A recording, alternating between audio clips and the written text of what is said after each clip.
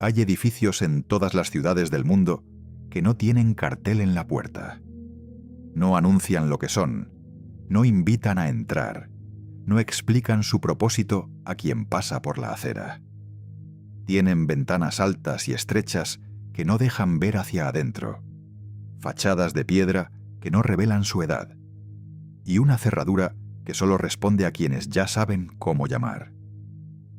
Tú has pasado delante de uno de esos edificios, quizás muchas veces, quizás esta misma semana, y lo que ocurre dentro de esas paredes, lo que se ha ocurrido durante 300 años o quizás mucho más, dependiendo de a quién le preguntes, ha dado forma a las constituciones que rigen tus derechos, a las ciudades cuya geometría caminas sin comprenderla, a las revoluciones que cambiaron el mapa del mundo, y a los imperios que cayeron justo cuando alguien, en alguna sala sin ventanas, decidió que era el momento. No hablamos de una leyenda urbana ni de una fantasía de conspiradores solitarios. Hablamos de una hermandad que cuenta hoy con más de 6 millones de miembros activos en 160 países, que ha tenido entre sus filas a 14 presidentes de los Estados Unidos, a reyes europeos, a los arquitectos de las independencias latinoamericanas, a los fundadores de las repúblicas modernas y a los banqueros que financiaron las guerras que pusieron fin a los imperios antiguos. Una hermandad que ha sido condenada por la Iglesia Católica en más de 20 documentos papales distintos, que ha sido prohibida por regímenes de todo el espectro político, desde la Alemania de Hitler hasta la España de Franco, desde la Italia de Mussolini hasta la Rusia de los zares, y que, a pesar de todo eso, o quizás precisamente por todo eso, sigue existiendo. Sigue reuniéndose. Sigue construyendo. La pregunta no es si los masones existen. Eso está fuera de toda duda. La pregunta que nadie con poder real tiene interés en responder con claridad, es qué son exactamente, qué han hecho, qué saben, y qué sigue ocurriendo en esas salas donde el suelo tiene losas blancas y negras dispuestas como un tablero de ajedrez infinito, donde los hombres se quitan un guante antes de darse la mano, donde hay una silla vacía que nadie ocupa y una luz que, dicen, nunca se apaga del todo. Eso es lo que vamos a examinar esta noche. Con calma, con rigor y con la disposición de llegar hasta donde la evidencia nos lleve, aunque ese lugar resulte ser más incómodo de lo que esperábamos. Imagina que es de noche. No una noche cualquiera, sino una de esas noches de otoño en que el frío hace visible el aliento, y las calles de piedra de una ciudad europea parecen más antiguas de lo que son, más cargadas, más densas, como si el aire mismo guardara memoria de todo lo que ha ocurrido sobre esas losas. Caminas por una calle que conoces, una calle que has recorrido docenas de veces, y hay un edificio que siempre has visto sin llegar a mirarlo de verdad. Fachada de piedra gris, ventanas altas y estrechas que no proyectan luz hacia afuera, una puerta robusta con una aldaba de bronce en forma de símbolo que no sabrías descifrar. No hay rótulo, no hay placa, no hay ninguna señal que indique qué ocurre dentro, ni quién entra ni por qué. Y sin embargo, esta noche hay luz al fondo, y hay hombres que entran uno a uno, sin saludarse en la calle, sin detenerse, como si el protocolo de la invisibilidad fuera parte del ritual antes de que el ritual comience. Eso es una logia masónica. No la imagen de película, no el sótano con calaveras y togas que el cine ha necesitado construir para hacer comprensible lo que en realidad es mucho más sobrio y por eso mismo mucho más perturbador. Una logia masónica real es, en su apariencia exterior, casi decepcionante en su discreción. Pero entra si te dejaran entrar, y el interior te diría inmediatamente que estás en un espacio diseñado para significar. El suelo es lo primero. Losas blancas y negras alternadas, dispuestas en diagonal, un tablero que se extiende desde la puerta hasta el altar del fondo, como una metáfora que nadie explica porque se supone que debes comprenderla por ti mismo. Las paredes llevan columnas que no sostienen nada visible. Hay velas, hay un mazo y una espada sobre una mesa cubierta de terciopelo.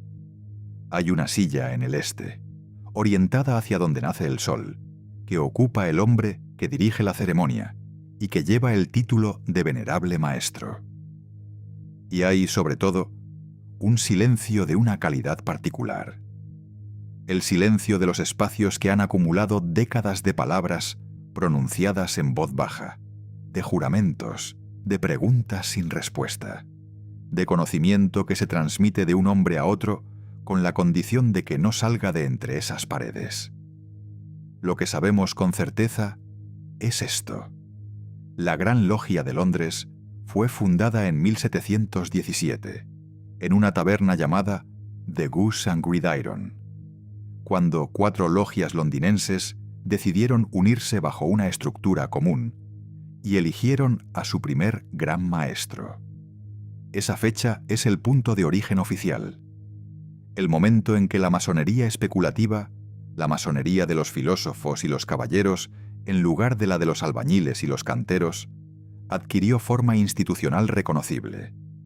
Desde ese momento en el siglo XVIII hasta hoy, la expansión ha sido constante, silenciosa y extraordinaria en su alcance.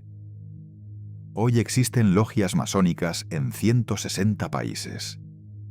Se estima que hay entre 6 y 6,5 millones de miembros activos en el mundo, aunque la naturaleza misma de la organización hace que cualquier cifra sea aproximada, porque no todas las jurisdicciones publican sus registros y porque algunas ramas de la hermandad consideran que revelar el número de miembros sería ya una forma de profanar algo que debe permanecer interior. Pero los números de membresía no son lo que hace a esta historia verdaderamente difícil de ignorar. Lo que hace difícil de ignorar esta historia son los nombres. George Washington era masón. Fue iniciado en la Logia Fredericksburg, número 4 de Virginia, en 1752, a los 20 años. Y cuando tomó posesión como primer presidente de los Estados Unidos de América en 1789, juró sobre una Biblia masónica que aún se conserva y se sigue utilizando en ceremonias de investidura presidencial. Benjamin Franklin era masón y fue gran maestro de la Gran Logia de Pensilvania. Wolfgang Amadeus Mozart era masón y compuso la flauta mágica, que según muchos estudiosos es una representación velada de los rituales de iniciación de la orden. Simón Bolívar era masón. José de San Martín era masón. Miguel Hidalgo, el padre de la independencia mexicana, era masón. El rey Eduardo VII de Inglaterra fue gran maestro de la Gran Logia Unida de Inglaterra. El duque de Kent ocupa ese cargo en la actualidad. 14 presidentes de los Estados Unidos han pertenecido a la hermandad, desde Washington hasta Gerald Ford. Ante una lista así, hay 2 reacciones posibles, y ambas son comprensibles. La primera es la del escepticismo inmediato. Hombres poderosos perteneciendo a clubes exclusivos no es ningún misterio. Es simplemente la forma en que el poder abuna ha funcionado siempre. Redes de relaciones y lealtades que se construyen en espacios privados. Y la masonería no sería más que eso. Un club de caballeros con rituales pintorescos y un código de fraternidad que no implica ninguna agenda secreta. La segunda reacción es la opuesta. Si tantos arquitectos del mundo moderno pertenecieron a la misma organización, si las mismas manos que firmaron constituciones y dirigieron ejércitos y financiaron revoluciones estaban enguantadas con el mismo guante blanco en las mismas ceremonias, entonces la pregunta sobre qué se transmite en esas ceremonias, qué conocimiento, qué lealtad, qué visión del mundo, se vuelve una pregunta que no podemos permitirnos no hacer. Lo que nadie sabe con certeza es la respuesta. Y esa incertidumbre no es un fracaso del conocimiento histórico, sino, podría argumentarse, el resultado de un diseño deliberado. La masonería ha sido, desde su origen documentado, y probablemente desde mucho antes, una organización construida alrededor del secreto no como accidente, sino como principio arquitectónico. El secreto no es lo que oculta. El secreto es lo que construye. Construye identidad, construye lealtad, construye el sentido de pertenencia a algo que el mundo exterior no comprende y por tanto no puede contaminar. Cuando un hombre es iniciado en el primer grado de la masonería, el grado de aprendiz, parte del ritual implica que se le vendan los ojos, se le despoje de sus posesiones materiales y se le conduzca al interior de la logia en un estado de vulnerabilidad deliberada. Se llama ser un profano, un término que en su raíz latina significa literalmente estar fuera del templo. Y cuando el ritual termina y los ojos se abren, el nuevo masón ve por primera vez las losas blancas y negras, las columnas, la luz de las velas, y se le dice que ha pasado de las tinieblas a la luz, que ha cruzado un umbral que no puede volver a cruzar en sentido contrario. Esa imagen, ese hombre con los ojos vendados, siendo conducido hacia algo que no puede ver todavía, es quizás la imagen más honesta de lo que es esta hermandad. No una conspiración de poder descarado, sino una arquitectura de conocimiento gradual, de revelación por etapas, de un saber que se entrega solo a quien demuestra merecer el siguiente nivel. 300 años después de aquella taberna londinense, 6 millones de hombres en 160 países siguen cruzando ese umbral, siguen atando los cordones del delantal de cuero blanco, siguen pronunciando palabras que nadie fuera de esas paredes debería escuchar. Y el edificio de piedra gris en tu calle, el que no tiene letrero, sigue teniendo luz al fondo esta noche. La pregunta de qué hace exactamente esa luz, qué ilumina y qué deja en sombra, es la pregunta que nos ha traído hasta aquí. Antes de que existiera la logia, existía la cantera. Antes de que existiera el filósofo con su delantal de cuero blanco y su Biblia sobre el altar, existía el hombre con las manos agrietadas y la espalda encorvada sobre un bloque de piedra caliza, aprendiendo a leer el grano de la roca antes de levantar el mazo, porque un golpe dado en el ángulo equivocado no parte la piedra, la destruye.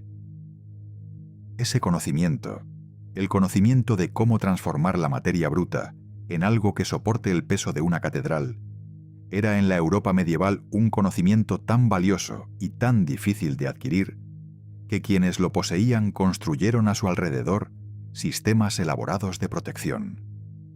No protegían su gremio con leyes ni con títulos nobiliarios. Lo protegían con secretos, con palabras de reconocimiento, con señales de mano, con pruebas de iniciación que permitían a un maestro cantero identificar en cualquier ciudad de Europa a otro maestro cantero sin necesidad de papeles ni referencias escritas. Ese es el suelo sobre el que crece todo lo demás. El documento más antiguo que vincula formalmente a los gremios de constructores medievales con algo parecido a una identidad filosófica compartida es el llamado Manuscrito Regius, fechado aproximadamente en el año 1390, aunque los historiadores debaten si el texto que contiene es aún más antiguo. Es un poema en inglés medio, descubierto en la Biblioteca Real Británica en el siglo XIX, que establece reglas de conducta para los maestros albañiles, habla de la geometría como la más noble de las artes y las ciencias, y traza una genealogía del oficio que se remonta, sin rubor y sin pruebas verificables, hasta el rey Nemrod de Babilonia y hasta Euclides en el Egipto de los faraones. Lo que sabemos es que ese documento existía y que circulaba entre los gremios. Lo que nadie sabe con certeza es qué relación real tiene con lo que vendría 3 siglos después. Pero la continuidad simbólica es imposible de ignorar. Los masones especulativos del siglo XVIII adoptarían esa misma genealogía como propia. Ese mismo viaje desde las orillas del Nilo hasta las catedrales góticas de Europa, como si la historia que contaban fuera menos importante que el hecho de contarla. Las grandes catedrales góticas del siglo XII al siglo XV son el laboratorio donde ocurre la transformación más interesante. Chartres, comenzada en su forma actual en 1194. Notre Dame de París, iniciada en 1163. La Catedral de Colonia, cuya construcción se prolongó durante más de 600 años. Estos edificios no son solo monumentos religiosos, son problemas de ingeniería de una complejidad extraordinaria para su época. Estructuras que desafían lo que el conocimiento técnico disponible debería haber permitido construir, y que requirieron para su ejecución la colaboración de generaciones enteras de maestros que viajaban de obra en obra, de país en país, acumulando y transmitiendo un saber que no estaba escrito en ningún manual, porque escribirlo habría significado entregarlo a quienes no habían pagado el precio de aprenderlo. Los gremios de canteros, los llamados compagnons en Francia y los Steinmetzen en las tierras germánicas, desarrollaron sistemas de identificación y de jerarquía interna que los historiadores han documentado con suficiente detalle como para trazar una línea, aunque discontinua y en algunos tramos especulativa, hacia lo que vendría después. Esa línea lleva al 1 de enero de 1699, cuando en Escocia, la Gran Logia de Edimburgo, la más antigua cuyos registros se conservan de forma continua, comenzó a admitir entre sus filas a hombres que no eran albañiles ni canteros ni constructores de ningún tipo. Eran aristócratas, intelectuales, hombres de letras y de ciencia que querían acceder al conocimiento y al sistema de fraternidad que los gremios habían preservado, sin ninguna intención de levantar una sola piedra. A estos se los llamó masones aceptados, y su presencia marcó el inicio de lo que los historiadores llaman la transición del oficio operativo al especulativo. De la masonería como profesión a la masonería como filosofía. Lo que sabemos es que esa transición fue gradual, no abrupta, y que durante décadas coexistieron en las mismas logias hombres que construían edificios y hombres que solo construían, en sentido metafórico, su propio carácter. Lo que nadie sabe con certeza es si esa coexistencia fue pacífica o si hubo tensiones, si los viejos maestros con las manos llenas de polvo de piedra miraron con suspicacia a esos caballeros con peluca que llegaban a apropiarse de sus símbolos sin haber sufrido nunca una ampolla. El año 1717 es la fecha que la masonería oficial ofrece como su punto de origen. El 24 de junio de ese año, festividad de San Juan Bautista, 4 logias de Londres se reunieron en la taberna de Goose and Gridiron, en el barrio de St. Paul, y proclamaron la existencia de la Gran Logia de Londres y Westminster, eligiendo a Anthony Sayer como su primer gran maestro.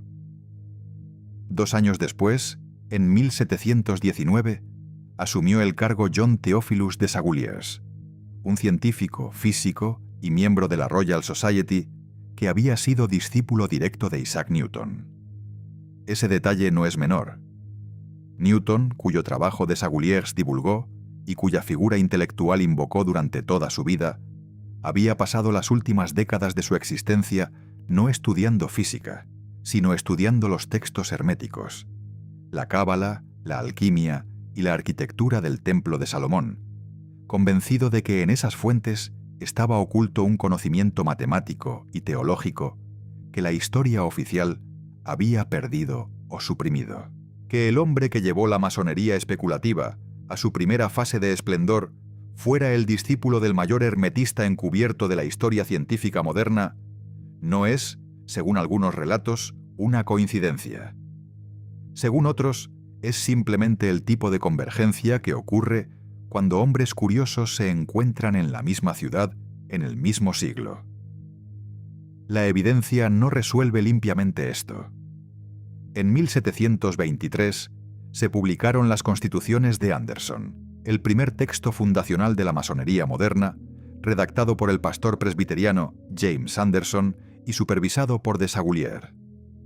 Ese documento establecía las reglas de las logias, los deberes de los miembros y, de forma crucial, una declaración de principios religiosos que era radicalmente novedosa para su época.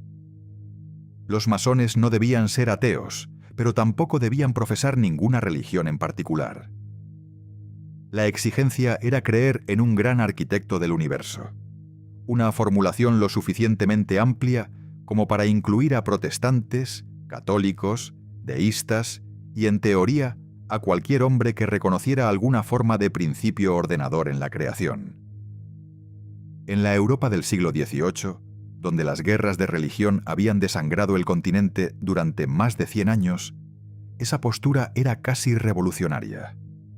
La logia como espacio donde el católico y el protestante podían sentarse juntos, donde el noble y el comerciante podían compartir el mismo ritual, donde la identidad religiosa y de clase quedaba, al menos en teoría, suspendida en el umbral de la puerta, era una idea que no tenía precedente institucional visible.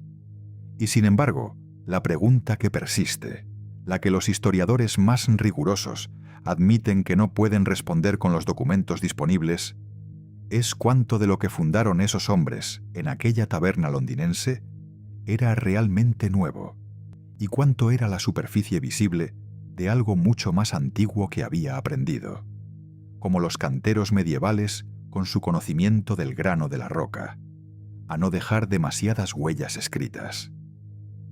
Los gremios medievales, los rosacruces del siglo XVII, los hermetistas renacentistas que bebieron de Ficino y de Pico de la Mirandola, las órdenes de caballería que sobrevivieron a las cruzadas, transformándose en algo menos visible y más duradero. Todos ellos dejaron rastros en los rituales, en los símbolos y en el vocabulario de la masonería que es muy difícil explicar como invenciones del siglo XVIII. Lo que sabemos es que la Gran Logia de Londres existió y que sus fundadores eran hombres reales con nombres y profesiones documentadas. Lo que nadie sabe con certeza es qué estaban continuando. Hay un lenguaje que no se aprende en ninguna escuela, que no aparece en ningún diccionario publicado por ninguna academia, y que sin embargo ha sido comprendido por millones de hombres en todos los continentes durante más de 3 siglos. No es un lenguaje de palabras, aunque tiene palabras. Es un lenguaje de formas, de gestos, de objetos dispuestos de una manera específica sobre una superficie específica, de preguntas formuladas en un orden preciso a las que solo existe una respuesta correcta, de apretones de mano que varían según el grado de quien los da y quien los recibe. Es un lenguaje diseñado, desde su origen, para ser invisible a quienes no han sido iniciados, y completamente legible para quienes sí lo han sido. Aprender a leerlo requiere tiempo, ceremonia y la disposición a aceptar que algunas cosas no se explican, se experimentan. Ese lenguaje es el corazón de la masonería, mucho más que cualquier agenda política o red de influencia. Sin él, la hermandad sería solo un club. Con él es algo considerablemente más difícil de categorizar. El símbolo más reconocible es también el más malinterpretado. La escuadra y el compás, entrelazados en un ángulo preciso, aparecen en las fachadas de las logias, en los anillos de los miembros, en los documentos fundacionales, en el billete de $1 americano, si sabes exactamente dónde mirar. La escuadra, en la tradición masónica, representa la materia, lo terrenal, la ética concreta de las acciones que pueden medirse y juzgarse. El compás representa el espíritu, el alcance del pensamiento, la capacidad de trazar círculos que van más allá de lo que la mano puede tocar. Juntos forman una imagen que los masones describen como la unión de lo material y lo espiritual, del cuerpo y del alma, de lo que somos y de lo que aspiramos a ser. Entre ellos, en muchas representaciones, aparece la letra G, que según la versión oficial representa tanto la geometría, la ciencia sagrada de los constructores medievales, como el gran arquitecto del universo, el principio ordenador que la masonería exige reconocer sin definir. Lo que sabemos es lo que los propios masones dicen que significa. Lo que nadie sabe con certeza es si ese significado declarado agota el símbolo o si, como ocurre con casi todo en esta tradición, hay capas adicionales que solo se revelan en grados más avanzados. El ojo que todo lo ve, ese ojo inscrito en un triángulo radiante que tantos han visto en el reverso del gran sello de los Estados Unidos y que tantos han interpretado como evidencia de control masónico sobre la República Americana, tiene una historia más compleja y más antigua de lo que cualquiera de sus interpretaciones populares sugiere. El ojo divino como símbolo de la omnisciencia de Dios aparece en el arte cristiano medieval siglos antes de que existiera la masonería especulativa, en tradiciones egipcias anteriores a eso, y en sistemas simbólicos de culturas que nunca tuvieron contacto entre sí. Su adopción por parte de la masonería en el siglo XVIII no fue, según los historiadores que han estudiado el tema, una invención, sino una apropiación. Tomar un símbolo ya cargado de significado y añadirle una capa adicional de lectura iniciática.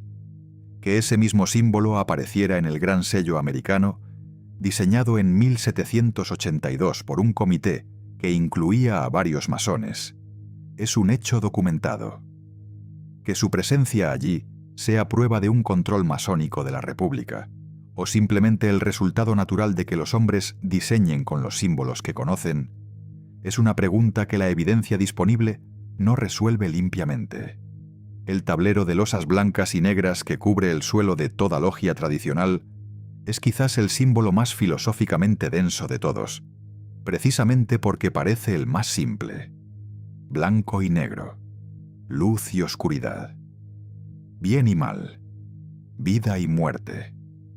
El dualismo que estructura la experiencia humana desde que tenemos registros de pensamiento abstracto, representado aquí en el suelo mismo, sobre el que el iniciado camina durante toda su vida masónica. Que el primer símbolo que ve el nuevo masón cuando le quitan la venda de los ojos sea ese tablero no es casual. Es una declaración filosófica antes de que ninguna palabra haya sido pronunciada.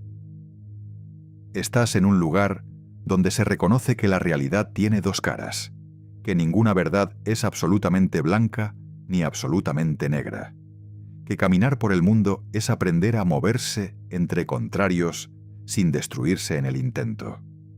Hay logias donde el venerable maestro abre la sesión recordando a los presentes que el tablero les recuerda la brevedad de la vida y la inevitabilidad de la muerte. En otras tradiciones, la interpretación es más optimista. El tablero representa la posibilidad de elegir en qué casilla poner el pie. Los 3 grados del rito antiguo y aceptado, que es la estructura más extendida de la masonería occidental, son el aprendiz, el compañero y el maestro masón. Cada uno tiene su propio ritual de iniciación, sus propias palabras, sus propios gestos y su propia postura filosófica. El aprendiz, el primero, es el grado de la ignorancia reconocida. El candidato llega vendado, descalzo, con el pecho parcialmente descubierto, desarmado y despojado de metales, en una representación deliberada de la vulnerabilidad del que no sabe y debe admitirlo antes de poder aprender. El compañero es el grado del trabajo y del estudio, el periodo en que se supone que el masón profundiza en los conocimientos liberales, en la geometría, en la música, en la retórica, en las artes que la tradición medieval consideraba los pilares del entendimiento humano. El maestro masón, el tercero, es el grado de la muerte y la resurrección.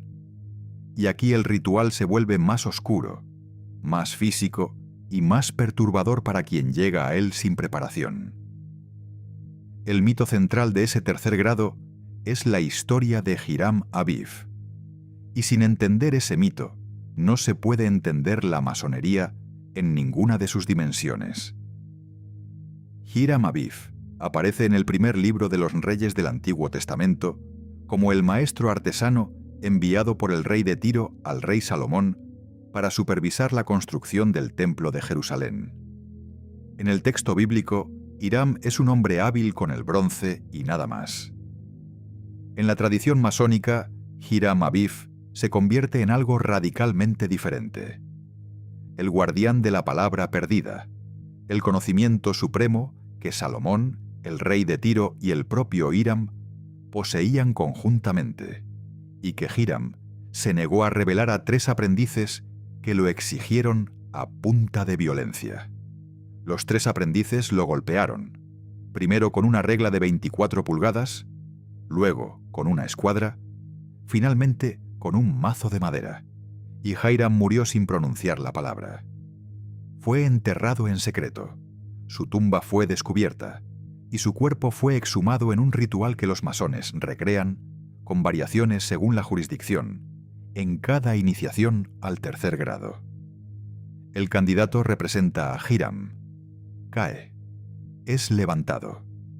Y el mensaje que se transmite en ese momento es el que estructura toda la filosofía masónica.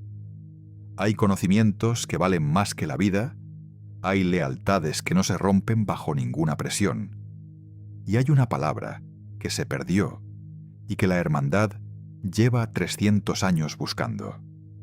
Lo que sabemos es que esos rituales existen, que han sido documentados en textos de exposición desde el siglo XVIII, que muchos exmasones los han descrito con detalle suficiente como para tener una imagen bastante precisa de su forma exterior. Lo que nadie sabe con certeza es lo que ocurre en el interior de quien los atraviesa. ¿Qué transforma en un hombre pasar por la experiencia simbólica de morir y ser resucitado entre personas que han prometido lealtad mutua hasta la muerte? ¿Qué clase de vínculo se crea en ese momento y cuánto de ese vínculo permanece activo décadas después? En un tribunal, en un parlamento, en una junta directiva. En cualquiera de los espacios donde los hombres toman decisiones que afectan a quienes nunca entraron por esa puerta sin letrero. Los símbolos de la masonería son públicos desde hace 2 siglos. Su significado más profundo, si es que existe un significado más profundo, sigue siendo la propiedad exclusiva de quienes los han vivido desde adentro. En el verano de 1789, cuando las multitudes parisinas tomaron la Bastilla y el mundo que había existido durante siglos comenzó a desmoronarse con una velocidad que nadie había previsto del todo, había en París algo más de 600 logias masónicas activas. 600.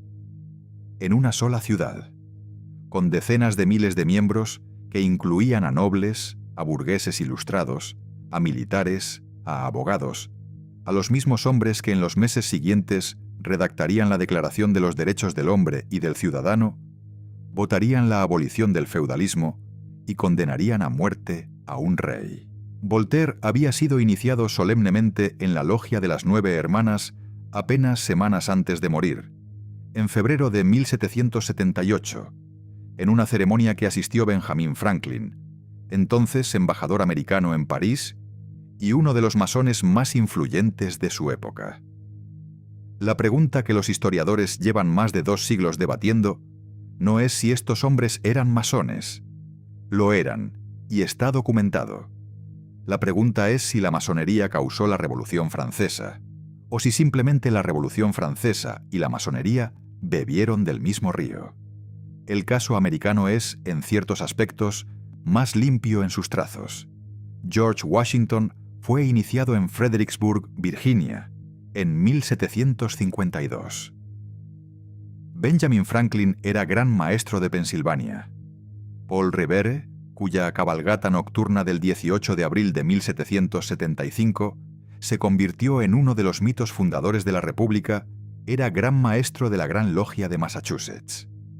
De los 56 firmantes de la Declaración de Independencia, al menos 9 eran masones confirmados, posiblemente más, porque los registros de algunas logias coloniales son incompletos o se perdieron durante la guerra. Cuando Washington tomó posesión como primer presidente el 30 de abril de 1789, el canciller Robert Livingston que administró el juramento, era el gran maestro de la Gran Logia de Nueva York.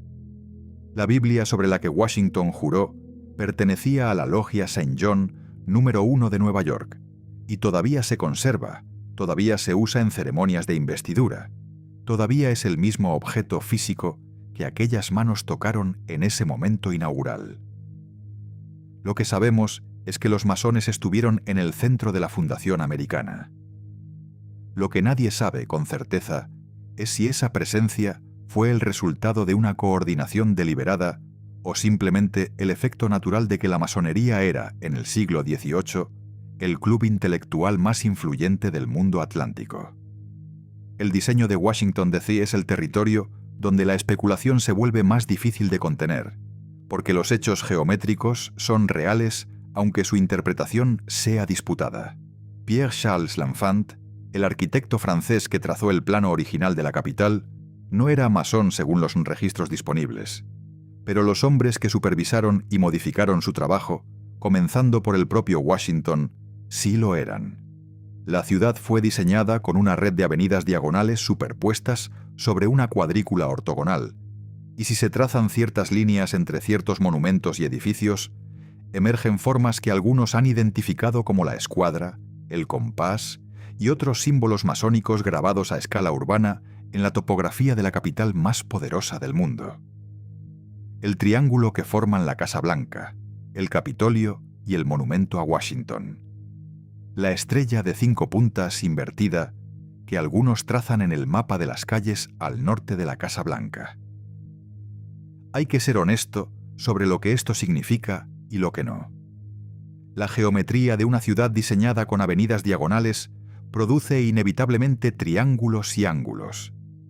Y ver en ellos símbolos específicos requiere una selección de qué líneas se trazan y cuáles se ignoran. Según algunos estudiosos, el diseño de Washington DC es evidencia directa de una intención masónica, grabada en piedra y asfalto. Según otros, es una proyección humana en una geometría que habría producido las mismas formas bajo cualquier diseñador del siglo XVIII.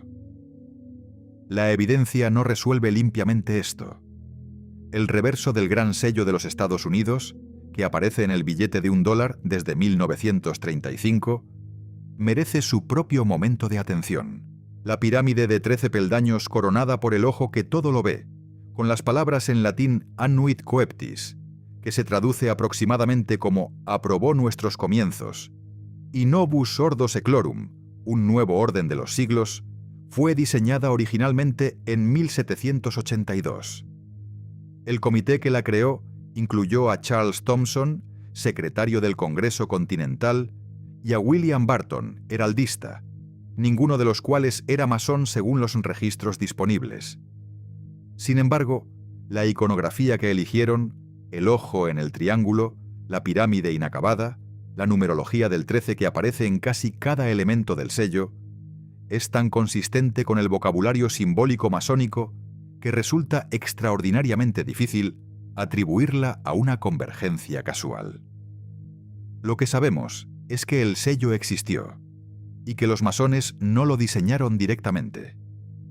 Lo que nadie sabe con certeza es de dónde sacaron Thomson y Barton ese vocabulario específico, y si alguien con una agenda particular los guió hacia él.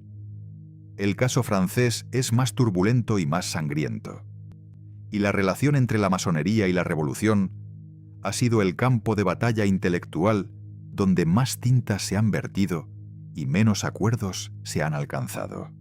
El abate Agustín Barruel publicó en 1797 sus Memorias para servir a la historia del jacobinismo, un texto en 4 volúmenes que sostenía, con una acumulación impresionante de nombres y fechas, que la Revolución Francesa había sido planificada y ejecutada por una conspiración masónica que se remontaba décadas antes del asalto a la Bastilla. Barruel identificaba a los Illuminati bávaros, fundados por Adam Weishaupt en 1776, como el núcleo duro de esa conspiración, con la masonería como su envoltura exterior y la revolución como su proyecto político culminante. Esa teoría fue ampliamente creída en su época, influyó en las políticas represivas de varios gobiernos europeos, y todavía hoy circula, en versiones actualizadas y cada vez más elaboradas, en los rincones de Internet donde se estudia con seriedad el poder oculto. Lo que sabemos es que los Illuminati de Weishaupt existieron, que tuvieron presencia en algunas logias masónicas europeas antes de ser disueltos por orden del Elector de Baviera en 1785, y que varios de sus miembros participaron activamente en la política revolucionaria francesa. Lo que nadie sabe con certeza es si esa participación fue el resultado de una conspiración coordinada o simplemente la convergencia de hombres con ideas radicales similares que habían pasado por espacios similares. Lo que sí puede decirse con seguridad es esto: el siglo XVIII fue el siglo masónico por excelencia, el momento en que la hermandad alcanzó su primera y quizás mayor densidad de influencia sobre los hombres que cambiaban el mundo. No una influencia ejercida desde un centro de mando único con instrucciones claras. No una conspiración en el sentido de una reunión de villanos con un plan escrito, sino algo más difuso y por eso mismo más real. Una red de hombres que compartían un vocabulario, una visión del mundo, una lealtad fraternal que precedía a cualquier otra lealtad institucional, y que cuando llegaron los momentos de decisión histórica, esa lealtad compartida pesó. ¿Cuánto pesó exactamente? ¿En qué decisiones específicas? ¿Con qué consecuencias para los que no estaban en la red? Son preguntas que los archivos responden solo parcialmente. La historia oficial cuenta revoluciones de ideas y de multitudes.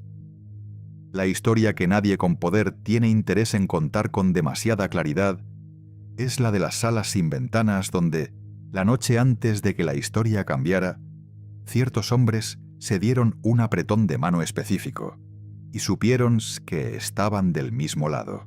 En la madrugada del 11 de noviembre de 1822, en una habitación de la ciudad de Guayaquil, dos hombres que habían liberado un continente entero se reunieron en privado durante varias horas y nunca revelaron de qué hablaron.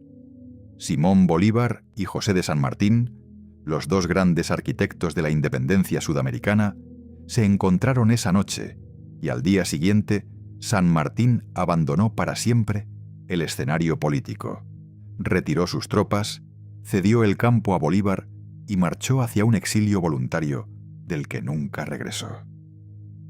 Los historiadores llevan 2 siglos especulando sobre lo que ocurrió en esa habitación. Lo que sabemos con certeza es esto: ambos hombres eran masones. Bolívar había sido iniciado en la Logia San Alejandro de Escocia número 1 en Cádiz, España, en 1802.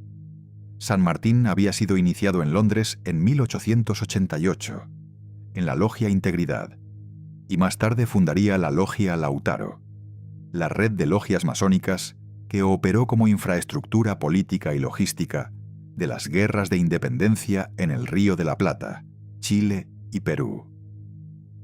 Si lo que se intercambiaron esa noche en Guayaquil fue información, una instrucción, un acuerdo alcanzado bajo el código de lealtades que ninguno de los dos habría necesitado explicar al otro, no hay documento que lo confirme ni documento que lo descarte. La Logia Lautaro es uno de los ejemplos más documentados de la masonería, funcionando no como club filosófico, sino como organización política operativa. Fundada originalmente en Cádiz alrededor de 1806 por Francisco de Miranda, el precursor venezolano de la independencia, y reorganizada por San Martín en Buenos Aires hacia 1812, la Logia Lautaro adoptó la estructura, los rituales y el código de secreto masónico y los aplicó a un propósito concreto: coordinar la conspiración independentista a través de fronteras, ejércitos y jurisdicciones coloniales que en teoría deberían haberla imposibilitado.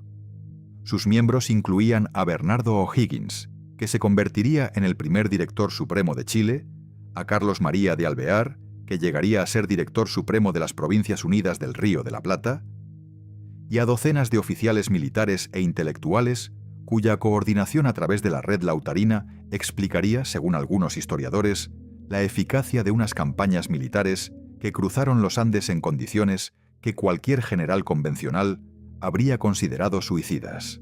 Lo que sabemos es que la Logia Lautaro existió y que sus miembros desempeñaron roles centrales en las independencias del sur del continente. Lo que nadie sabe con certeza es cuánto de esa coordinación fue masónica, en sentido profundo, y cuánto fue simplemente el uso pragmático de una estructura organizativa eficaz por hombres que necesitaban comunicarse en secreto. Al otro lado del Atlántico, en la península italiana fragmentada bajo el dominio austriaco y los estados papales, la masonería estaba tejiendo otra revolución con hilos igualmente invisibles. El Risorgimento, el proceso de unificación italiana que culminó en 1861 con la proclamación del Reino de Italia, fue protagonizado por hombres cuyos vínculos masónicos están tan documentados que resulta imposible narrar la historia de Italia moderna sin mencionarlos. Giuseppe Garibaldi, el héroe militar de la unificación, fue gran maestro del Gran Oriente de Italia. Giuseppe Mazzini, el ideólogo republicano cuyo pensamiento inspiró a una generación entera de revolucionarios europeos, fue masón y fundador de la Joven Italia, una organización cuya estructura organizativa era tan similar a la de las logias que varios historiadores la han descrito directamente como una logia política disfrazada. Camillo Cavour, el primer ministro del Piamonte que maniobró diplomáticamente para que la unificación fuera posible, era masón. Víctor Manuel II, el primer rey de la Italia unida, era masón. La unificación de Italia fue, en su infraestructura política y en muchos de sus protagonistas principales, un proyecto masónico. Eso no significa que la masonería como institución tuviera un plan de unificación italiana. Significa que los hombres que llevaron a cabo esa unificación compartían una red de lealtades y una visión del mundo que la masonería había construido y que operó como tejido conectivo cuando llegó el momento de actuar. Nada de esto podía dejar indiferente a la institución que más tenía que perder con esas transformaciones. La Iglesia Católica condenó la masonería por primera vez en 1738, cuando el Papa Clemente XII publicó la Bula In Eminenti, que excomulgaba a todo católico que se uniera a una logia masónica. No fue la última condena.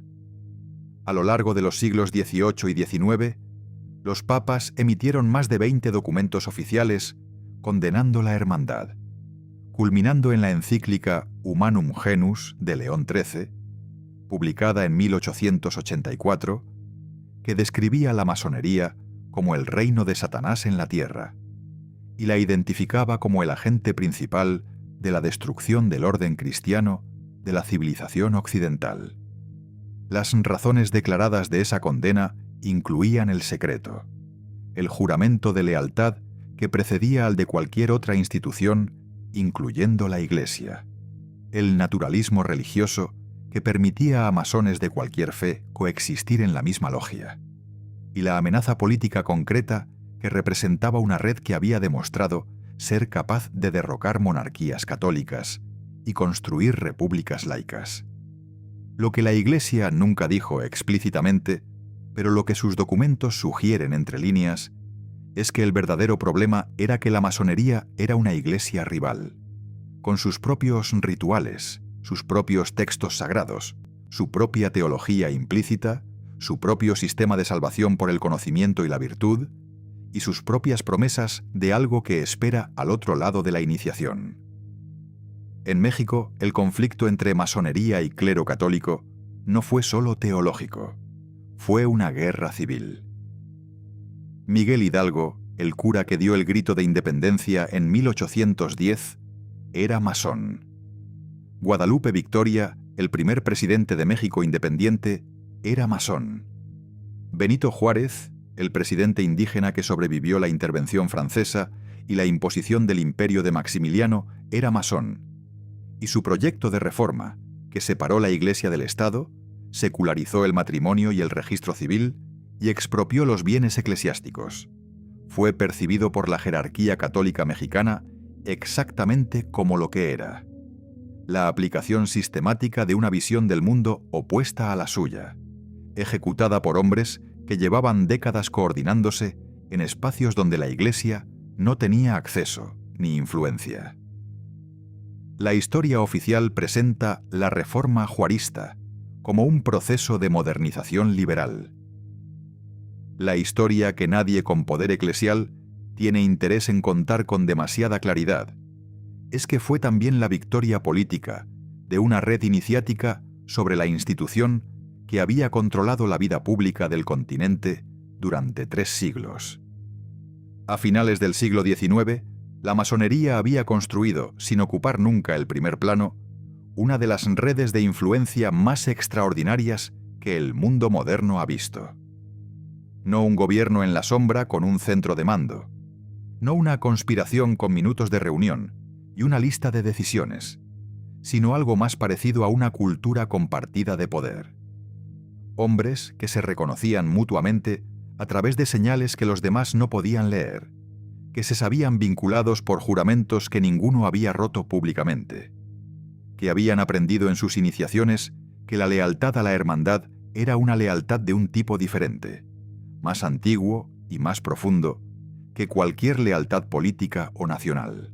Ese tejido invisible había ayudado a crear repúblicas en América del Norte y del Sur, había unificado Italia, había debilitado la influencia de la Iglesia Católica en media docena de países, había colocado a sus miembros en los parlamentos, los tribunales, los ejércitos y los bancos de los países más poderosos del mundo, y lo había hecho sin que la mayoría de la gente que vivía en esos países supiera con precisión qué era, cómo funcionaba, ni qué se prometían esos hombres entre sí en aquellas salas de losas blancas y negras, donde la luz de las velas hacía que las sombras se movieran como si también ellas tuvieran algo que esconder. En la mañana del 18 de septiembre de 1982, un trabajador que cruzaba el puente de los Frailes Negros sobre el río Támesis en Londres, encontró el cuerpo de un hombre colgado de una cuerda atada a los andamios bajo el arco del puente. El hombre llevaba un traje gris, tenía los bolsillos llenos de ladrillos y de fragmentos de piedra, y en su maletín había varios miles de dólares en efectivo, pasaportes falsos a nombre de distintas personas y documentos que nadie logró explicar satisfactoriamente en los años siguientes. Se llamaba Roberto Calvi. Era el presidente del Banco Ambrosiano de Milán, el banco privado más grande de Italia, que había prestado más de $1.000 millones a sociedades fantasma en América Latina, cuyos propietarios nunca fueron identificados del todo. Era miembro de la logia Propaganda Due, conocida como P2, y el Banco Ambrosiano tenía como su mayor accionista oculto al Instituto para las Obras de Religión, que es el nombre oficial del Banco del Vaticano. El caso Calvi es, en su acumulación de elementos imposibles, el escándalo más revelador de lo que ocurre cuando la masonería deja de ser filosofía y se convierte en instrumento de poder sin restricciones visibles. La logia Propaganda Due no era una logia ordinaria. Fundada en el siglo XIX como una logia de representación para dignatarios que no podían asistir regularmente a las reuniones regulares, fue reactivada en 1966 bajo la dirección de un hombre llamado Licio Gelli, un empresario toscano con un pasado que incluía vínculos documentados con el fascismo italiano, la inteligencia argentina, bajo el gobierno de Juan Domingo Perón, y una red de contactos que se extendía desde los servicios de inteligencia americanos hasta la curia romana. Bajo Gelli, la P2 se transformó en algo que los investigadores parlamentarios italianos describirían más tarde en un informe de 1984 como un Estado dentro del Estado. Una organización que reclutaba a sus miembros entre los escalones más altos del poder italiano y les ofrecía protección mutua, información privilegiada y acceso a redes de influencia que operaban completamente fuera de cualquier control democrático. Cuando la policía registró la villa de Gelli en Arezzo en marzo de 1981, encontró una lista de 962 miembros que incluía a 3 ministros del gabinete en activo, 43 parlamentarios, 43 generales del ejército, 8 almirantes, 19 jueces, 14 jefes de policía provincial y el director de cada uno de los 3 principales servicios de inteligencia italianos. La lista se hizo pública. El escándalo fue monumental. Gheli huyó a Suiza. Y la pregunta de qué habían hecho exactamente esos 962 hombres con sus posiciones y sus lealtades cruzadas nunca recibió una respuesta completa. Roberto Calvi había sido admitido en la P2 por recomendación directa de Gheli, y su banco se había convertido en el instrumento financiero central de una red que mezclaba dinero del Vaticano, fondos de origen desconocido que algunos investigadores vincularon con el narcotráfico latinoamericano y las arcas de la logia en proporciones que ningún tribunal ha logrado desglosar con precisión definitiva. El arzobispo Paul Marcinkus, el americano de origen lituano que dirigía el Banco del Vaticano desde 1971, era amigo personal de Calvi y había garantizado personalmente varios de los préstamos más problemáticos del Banco Ambrosiano. Cuando el banco colapsó en junio de 1982, dejando un agujero de $1.300 millones que el Vaticano terminó cubriendo parcialmente en un acuerdo extrajudicial de 1984, Calvi llevaba semanas en paradero desconocido, huyendo con pasaporte falso, enviando cartas desesperadas al Papa Juan Pablo II que advertían de consecuencias catastróficas para la Iglesia si no se le ayudaba. 3 meses después de la quiebra del banco, apareció colgado bajo el puente de los Frailes Negros. El primer veredicto forense fue suicidio. Ninguno de los juicios posteriores, incluyendo un proceso en Roma que terminó en 2010, con la absolución de los 5 acusados por insuficiencia de pruebas, resolvió la cuestión de quién lo mató ni por qué. Lo que sabemos es que Calvi estaba muerto, y que las respuestas más incómodas sobre cómo murió habían desaparecido con él. El caso Morgan, que ocurrió más de un siglo y medio antes en el otro extremo del mundo atlántico, tiene una estructura diferente, pero revela algo igualmente perturbador sobre lo que ocurre cuando la lealtad masónica colisiona con la ley ordinaria. William Morgan era un albañil de Batavia, Nueva York, que en 1826 anunció que publicaría un libro exponiendo los rituales secretos de la masonería. En septiembre de ese año fue arrestado bajo cargos menores, sacado de la cárcel por un grupo de hombres no identificados y nunca visto con vida de nuevo. Su cuerpo nunca fue encontrado con certeza, aunque un cadáver recuperado del lago Ontario fue reclamado por su esposa y por otras personas, en circunstancias tan confusas que el proceso de identificación se convirtió él mismo en un escándalo. Lo que siguió fue quizás más revelador que el crimen en sí. Cuando las autoridades del estado de Nueva York intentaron investigar la desaparición de Morgan y procesar a los responsables, encontraron que los jurados, los jueces y los fiscales de varios condados eran masones, y que esa circunstancia, que ninguno de ellos consideró motivo de recusación, producía sistemáticamente veredictos de absolución, condenas mínimas y procedimientos que se desvanecían antes de llegar a conclusión. Los pocos hombres que fueron finalmente condenados por el secuestro de Morgan recibieron penas de entre 1 mes y 2 años y 3 meses de prisión. Ninguno fue procesado por asesinato.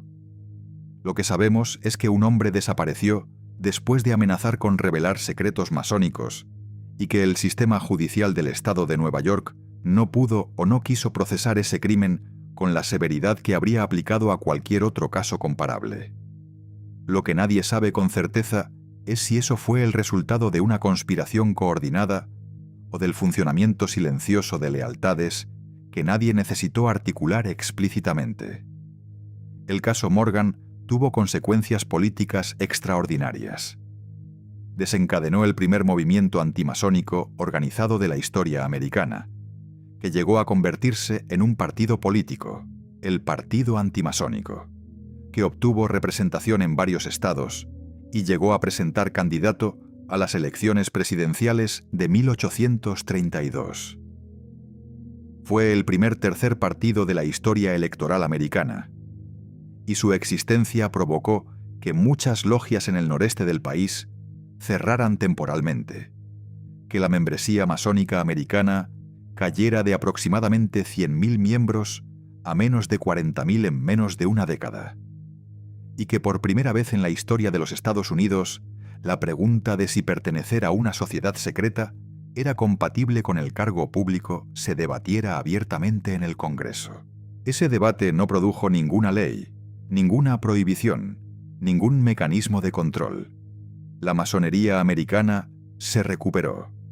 Las logias reabrieron. La membresía se restableció.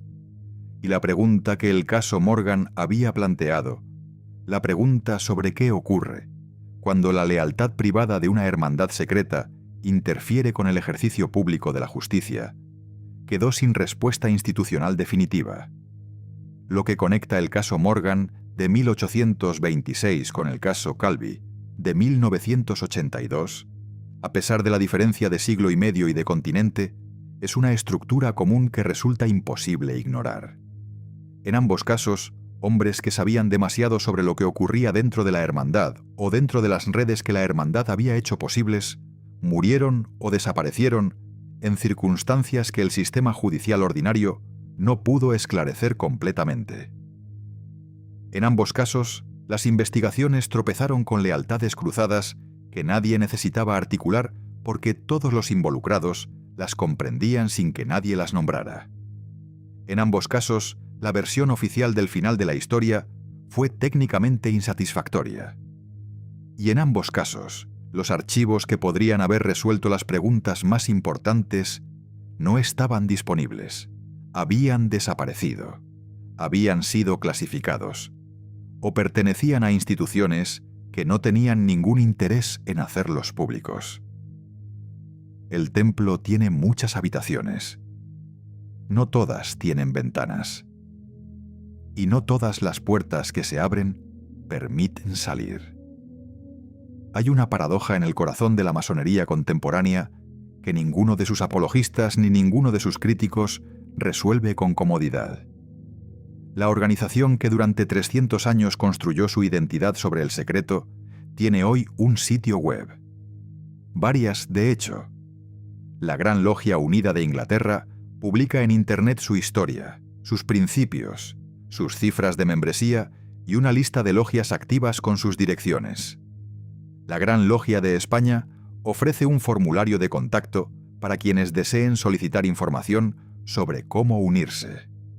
La Gran Logia de los Estados Unidos, que es en realidad una federación de 51 grandes logias independientes, una por cada estado y una para el Distrito de Columbia, tiene presencia digital en prácticamente todos sus componentes, con fotografías de sus templos, descripciones de sus actividades benéficas y declaraciones explícitas de que no son una sociedad secreta, sino una sociedad con secretos.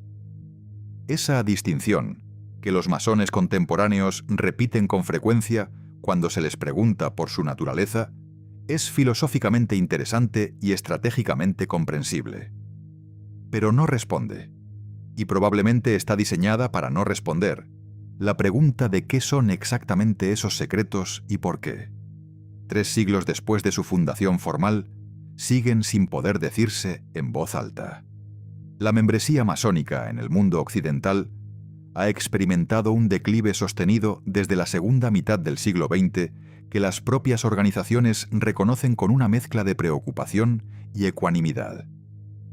En los Estados Unidos, que llegaron a tener 4 millones de masones activos en la década de 1959, la cifra actual se estima entre 1 millón y 1,5 millones, dependiendo de la fuente y del método de conteo.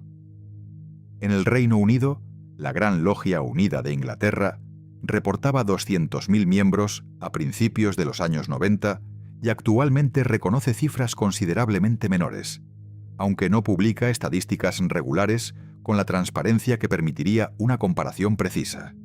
En Francia, Alemania, Italia y España, El patrón es similar.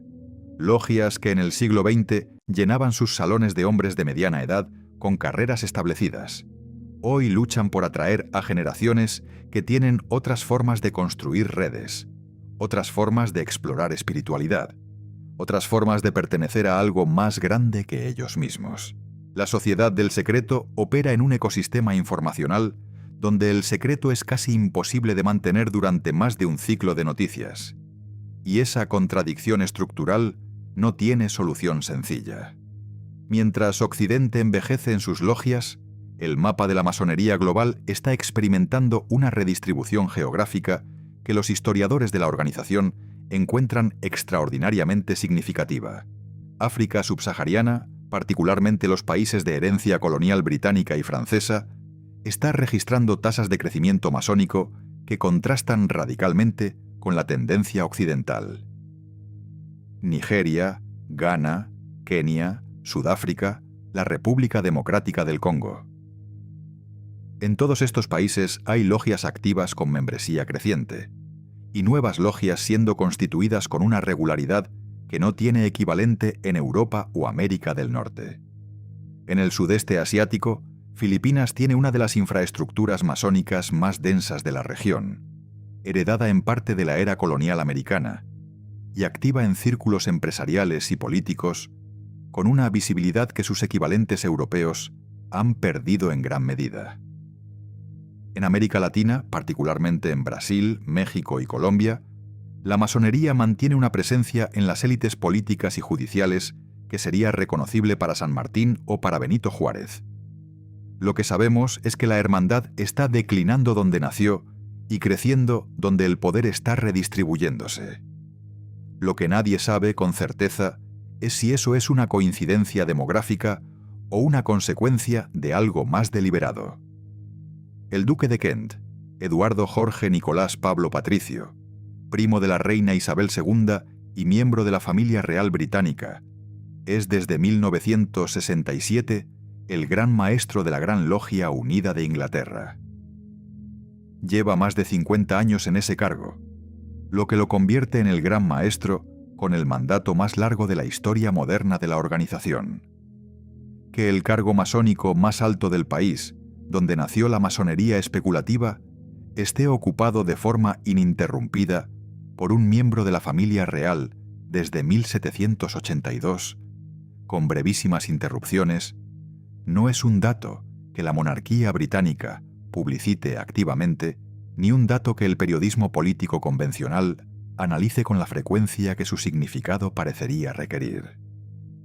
Es simplemente un hecho que está disponible para quien quiera buscarlo, que nadie niega y que tampoco nadie explica de forma completamente satisfactoria. Otros miembros confirmados de la familia real británica que han sido masones incluyen al rey Jorge VI, padre de la reina Isabel II, y al rey Eduardo VII, que fue gran maestro antes de ascender al trono. La intersección entre la institución más antigua del Estado británico y la hermandad que afirma no tener agenda política es, como mínimo, una de esas coincidencias que la historia produce con una regularidad que desafía la estadística. En la era de Internet, el problema del secreto masónico ha adquirido una dimensión nueva y en ciertos aspectos irónica. Los rituales de los 3 grados básicos han sido publicados, transcritos, filmados y subidos a plataformas de vídeo con suficiente detalle como para que cualquier persona curiosa pueda, en menos de una hora de búsqueda, obtener una idea bastante precisa de qué ocurre en una iniciación masónica. Los masones que han abandonado la organización han escrito memorias. Los académicos han publicado estudios con acceso a archivos que décadas antes habrían sido inaccesibles. El historiador británico John Hamill publicó en 1984 una historia oficial de la Gran Logia Unida de Inglaterra con documentación de archivo que habría sido impensable una generación antes. Todo esto ha producido una situación extraña. La masonería es, simultáneamente, la organización más estudiada y más documentada de todas las que históricamente se han llamado secretas. Y al mismo tiempo, sigue siendo capaz de generar la misma sensación de opacidad fundamental que generaba en el siglo XVIII. Porque lo que los rituales publicados no pueden transmitir es lo que ocurre en el interior de quien los atraviesa con otros hombres presentes, con el peso de una promesa pronunciada en voz alta, con la conciencia de estar siendo observado por los que ya pasaron por ahí antes. El texto del ritual es público. La experiencia del ritual sigue siendo privada por definición. Las actividades benéficas de la masonería contemporánea son reales, cuantitativamente significativas y estratégicamente útiles para la imagen pública de la organización. La Gran Logia Unida de Inglaterra reporta donaciones benéficas de decenas de millones de libras anuales a hospitales, escuelas y organizaciones de bienestar social. El rito escocés en los Estados Unidos financia una red de hospitales infantiles llamada Shriners Hospitals for Children, que ha tratado a más de 1 millón de pacientes desde su fundación en 1922, con atención gratuita para familias que no pueden pagar. Estas son obras reales que benefician a personas reales y que no requieren ninguna interpretación conspirativa para ser reconocidas como tales. Pero hay una pregunta que la transparencia benéfica no responde. La filantropía pública y la agenda privada no son mutuamente excluyentes, y una organización puede hacer simultáneamente cosas genuinamente buenas para el público y cosas genuinamente opacas para sus propios fines. Lo que sabemos es que los masones construyen hospitales y financian becas. Lo que nadie sabe con certeza es si eso es todo lo que construyen. Hay algo en la persistencia de la masonería a través de 300 años de escándalos, prohibiciones, guerras, revoluciones tecnológicas y transformaciones culturales que merece un momento de atención genuina antes de pasar al juicio. Las organizaciones que no ofrecen nada real no sobreviven 300 años. Las redes que no funcionan no producen presidentes, libertadores y reformadores en proporciones estadísticamente improbables durante generaciones consecutivas. Y los secretos que no guardan nada no generan el tipo de lealtad que lleva a un hombre a no revelarlos bajo presión, a llevárselos a la tumba, a construir a su alrededor una identidad tan sólida que resiste el escrutinio público, la condena eclesiástica, la prohibición estatal y el sarcasmo contemporáneo. Algo ocurre en esas salas de losas blancas y negras. Algo se transmite en esos rituales que nadie de afuera ha atravesado del todo. Y ese algo, sea conocimiento, sea poder, sea simplemente la experiencia transformadora de haber prometido algo importante a personas que prometieron lo mismo, sigue siendo en el siglo XXI tan difícil de nombrar desde afuera como lo era en 1717. Vuelve a la calle. Vuelve a la noche de otoño, al frío que hace visible el aliento, a las losas de piedra que guardan memoria de todo lo que ha ocurrido sobre ellas durante siglos de pasos silenciosos. El edificio sigue ahí, exactamente donde estaba cuando empezamos, con su fachada gris y sus ventanas que no proyectan luz hacia afuera, y su aldaba de bronce en forma de símbolo que ahora, después de todo lo que hemos recorrido juntos, ya no te parece completamente indescifrable. Ya sabes que detrás de esa puerta hay un suelo de losas blancas y negras dispuestas en diagonal, una silla orientada hacia el este donde nace el sol, un mazo sobre terciopelo oscuro y una luz que, según la tradición de la hermandad, no se apaga del todo nunca. Y sin embargo, el edificio sigue siendo, en lo más esencial, lo que siempre fue desde la primera vez que pasaste delante de él sin mirarlo de verdad. Una puerta cerrada al otro lado, de la cual tú estás afuera. Eso es lo que hemos aprendido en este recorrido. Y conviene decirlo con precisión antes de llegar al final. Hemos aprendido que la masonería es real, verificable y documentada en sus orígenes y en muchas de sus operaciones a lo largo de 300 años de historia, que no puede ser descartada ni resumida sin violentarla. Hemos aprendido que sus miembros han incluido a los hombres que escribieron las constituciones que rigen nuestras repúblicas, que trazaron las fronteras de nuestras naciones, que financiaron las guerras que derribaron los imperios coloniales y que construyeron las instituciones que aún hoy estructuran la vida pública en buena parte del mundo habitado. Hemos aprendido que sus escándalos son tan reales como sus filantropías, que la logia Propaganda Due existió con sus 962 miembros en los puestos más altos del Estado italiano, que Roberto Calvi apareció muerto bajo un puente londinense con los bolsillos llenos de fragmentos de piedra, y que ningún tribunal ha resuelto con certeza quién tomó esa decisión ni por qué razón. Hemos aprendido que William Morgan desapareció en 1826 después de amenazar con publicar los rituales y que el sistema judicial del estado de Nueva York no encontró culpable suficiente de esa desaparición. Todo eso lo sabemos ahora con una claridad que no teníamos al principio. Lo que no sabemos, lo que quizás sea imposible saber desde afuera, es si esos hechos forman las piezas de un rompecabezas con una imagen coherente y deliberada, o simplemente la acumulación de coincidencias en una organización suficientemente grande y suficientemente antigua como para haber estado presente en casi todos los momentos en que la historia cambió de dirección. El mito de Hiram Abif, ese maestro arquitecto que murió sin revelar la palabra perdida, es mucho más que un ritual de iniciación elaborado con símbolos tomados del Antiguo Testamento. Es la declaración filosófica central de todo el sistema masónico, la imagen que resume lo que la hermandad cree sobre la naturaleza del conocimiento, el precio de la lealtad y la relación entre lo que el ser humano sabe y lo que aspira a saber. La palabra perdida no es una contraseña ni una fórmula de poder inmediato.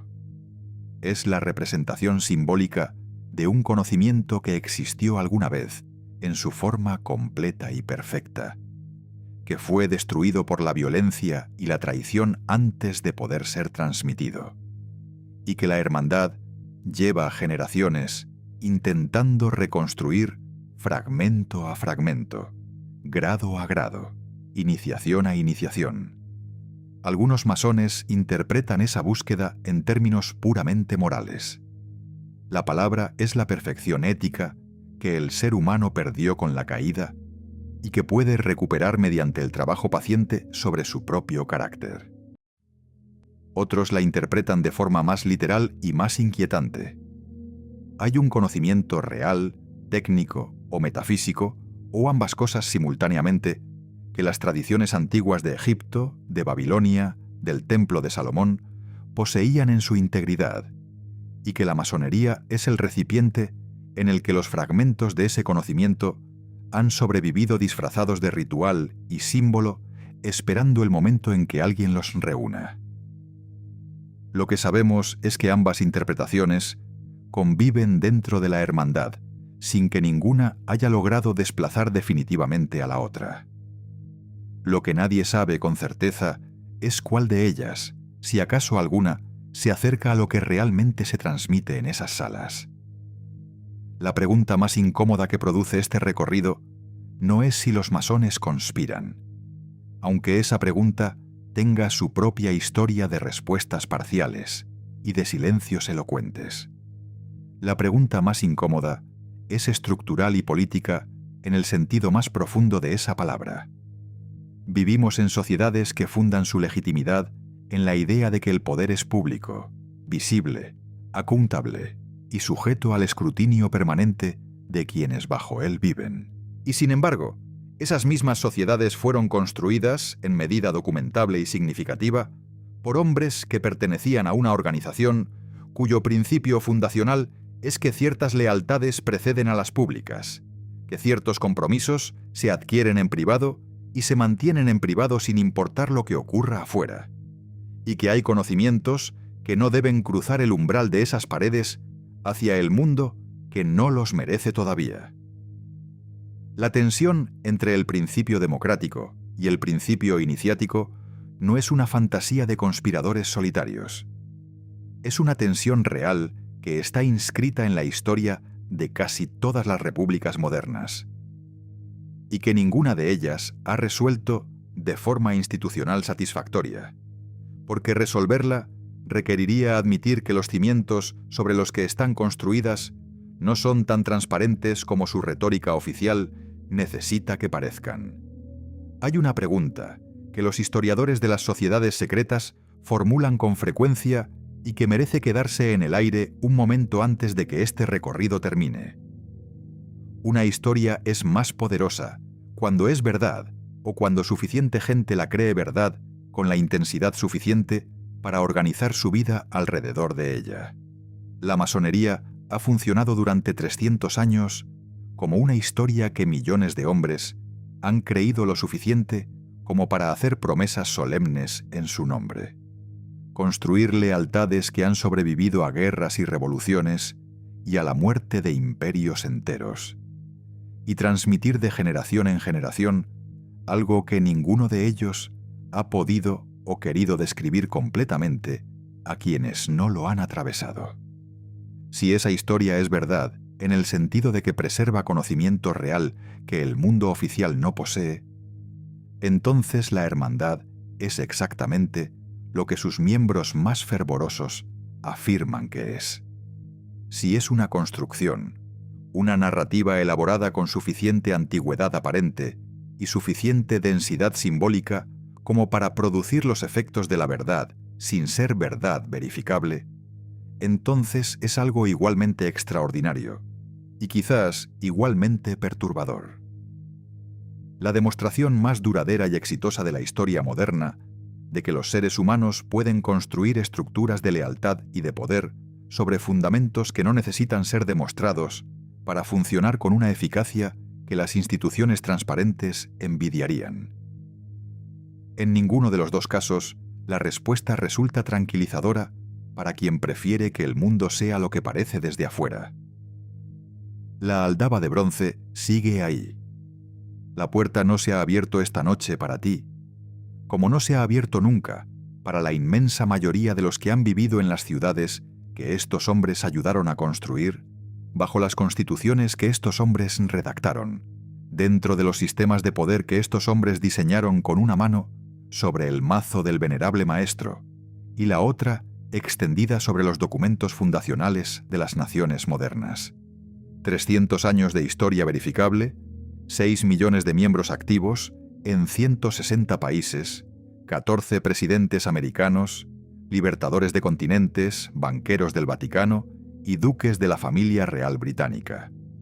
Todo eso ha ocurrido al otro lado de puertas como esta, en salas como la que hay al fondo de este edificio sin letrero, en ceremonias que recrean la muerte y la resurrección de un arquitecto que guardó su secreto hasta el último golpe del mazo. Y la palabra que Hiram Abif no pronunció, la palabra por la que murió, la palabra que la hermandad lleva 300 años buscando en cada iniciación y en cada nuevo profano que cruza el umbral con los ojos vendados y los pies descalzos sobre las losas frías, sigue sin haber sido recuperada. O eso es lo que dicen. El edificio no tiene letrero, la luz al fondo no se apaga, y nadie, todavía, ha vuelto con la respuesta.